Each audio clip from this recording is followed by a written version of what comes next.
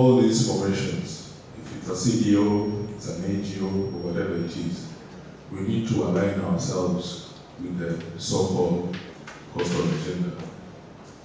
So unfortunately, through my excursions and different platforms that I've been, only to realize that there is no institution, no political leadership, no documentation anywhere on the so-called coastal agenda. So a year down the line, I had to create one for the benefit of our people across the coastal region. So basically, the coastal region is blessed and it's very rich, and it has its own unique resources that are not found in other areas. And here we are talking of improving the livelihoods of the people of the coastal region. And I believe that that is the main focus for Cardinal Youth Association. In whatever you guys are going to do, the end game is improving the livelihood of the people around this region. That is the whole focus of all this.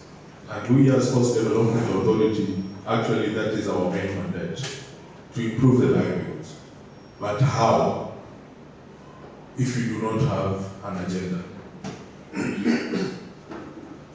So what we're saying is, we have resources. You've been talking about blue economy, and that is one of the biggest resources that we do have in the coastal region. The ocean is not in Central Province, it's not in Rift Valley, it's not in Nyanza. The ocean is solely present in the coastal region. And there is no way you can take the ocean and take it somewhere else. It is there, and it is there for us, for the people in the coastal region to take advantage of it and make money out of it. It has been described in many conferences out there, who are Bahari Kona Pesa. There have been so many blue economy forums. Even today, I think, if I can remember very well, there are close to 4 forums which are happening today in different hotels. And this month, next month, same things. But that is the sad bit about it. Blue economy is mainly discussed in forums.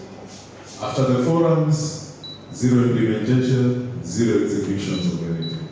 So the first thing that I would like to request Cardinal Youth Association is we move this conversation from these forums and take it to the stakeholders who are out there. And that includes those groups that you've mentioned, the BMUs. We do those civics education and empower them for them to see the value of the resources that we have in the coastal region. And for you to do that, you need to develop a proper framework, a sustainable one, for the blue economy sector. Because what I've realized, people talk so much about blue economy, but when you ask for the blueprint or for the plan, whatever they have, it's not sustainable. I can give you an example. We have so many BNUs across the coastal region. Kuna pesa ilikuwa inaitwa Kensfed. I think you've heard about it. We are talking of World Bank coming into Kenya, dishing out close to 10 billion shillings in 2017. Paka leo, that 10 billion haijamalizika, bado it's being dispersed. But when you go on the ground level, when you take a look at these BMUs, these fishermen, the livelihood aspect, hii 10 billion imefanya nini? What infrastructure have been put in place to improve this fishing, activity and mariculture and, anything that is associated with blue economy? You will go down into tears. Because mvuvi yuko vile vile. How I saw a movie when I was young, It's the same way I am seeing and moving to that.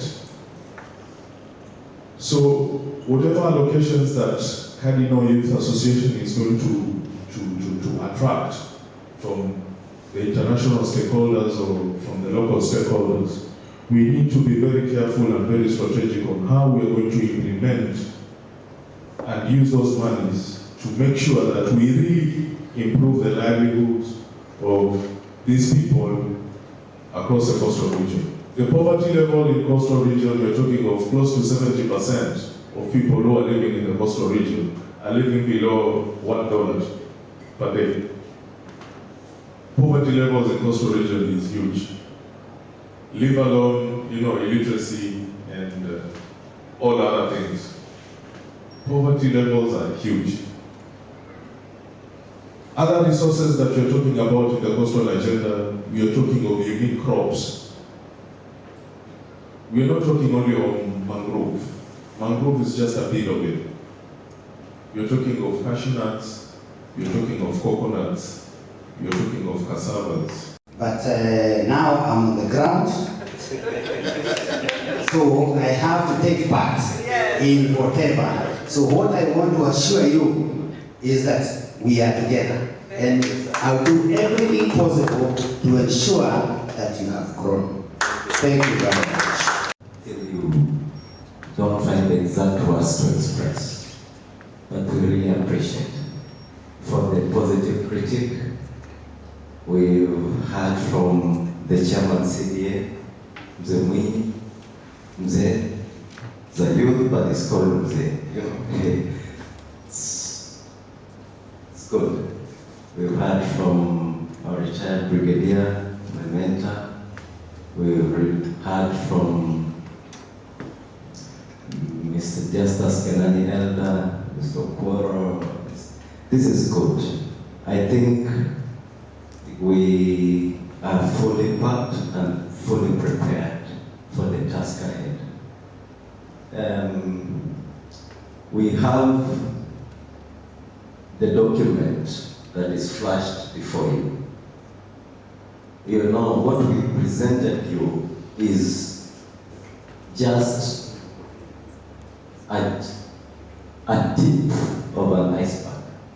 We've not gone to details of what our strategic plan entails. If we start presenting our strategic plan, we might take even a whole year. It's so detailed. It is a 60-page document, as you can see. We just picked what we think is important for our discussion today. And your input is highly appreciated. Without so much ado, because our strategic plan covers all the pillars. It covers the strategies. It covers the activities that we're going to conduct. It covers the monitoring and evaluation. And finally, it covers the risks and the mitigation. So, coordinator of groups. So I'm the person tasked with the responsibility to onboard these groups. And just as you have listened to my fellow members, we are very strategic in identifying these groups and whatever they are doing, in the sense that after identifying them, then they can have impact in the society and to themselves as members. So we are in the process of mapping out more groups to ensure that Cardinal Youth Organization has its source for funds, and the funds trickle down to the groups. Then we shall see most of these problems that my fellow members have talked about being lessened. So we thank that today we have been able to launch the strategic plan, and we are hopeful that donors will come in and will assist us, and partners like CDA, KCB are all with us to ensure that we actualize it, and we have a society that is more empowered and youth that are more responsible and in charge of their lives.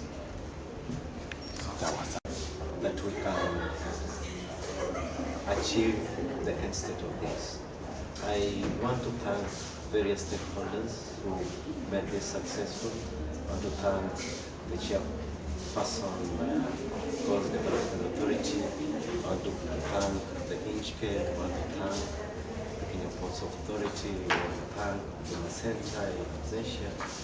I want to thank so many organizations that have really encouraged us and carried us through. We believe it is achievable, and we look forward to having an engagement with our partners. Thank you very much. Have a nice evening.